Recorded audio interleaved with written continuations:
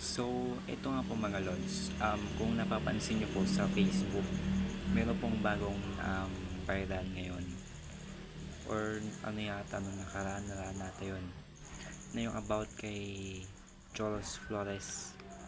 Marami pong nag-post tungkol sa kanya dahil hindi umano nga po is meron sa kanyang kababalaghan na nangyari.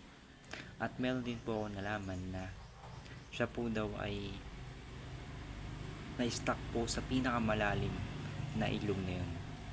So malapit po yun sa dam. Malapit po yun sa dam. Medyo may pagkalayo-layo ng punti yung pinagkalunuran niya.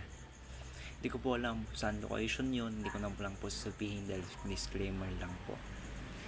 So about din po sa kanya is marami din po na nagulat at nabigla. Dahil meron din po nakapagsabi na isang content creator na siya na parang siya po ay nagmamasid na ginagawa niya po ay dinadasalan yung mga namamatay.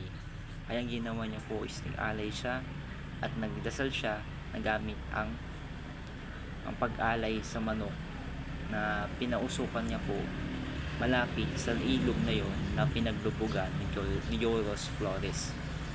So ako rin po bilang kilala niyo po na content creator na medyo lang po na maraming alam, ito lang po ay aking i-share sa inyo para po aware tayo sa mga pupunta sa mga malalim na ilog para hindi po umano na mapahamak tayo. Ang kay Joros Flores naman po is imbis po sa kanya at sana po makuha na yung kanyang katawan na nalubog dahil sa hinigop siya ng dagat, ilog or dagat na yun.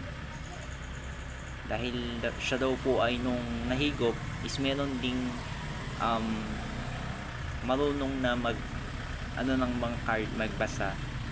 Sinasabi niya nga po disclaimer, kaya disclaimer ko din po na hindi ko sasabihin yung pangalan niya. So gusto ko lang po sabihin sa inyo na kailangan lang po natin siya ipanalangin. Sana po is mahanap yung katawan niya doon sa ilog na yun. So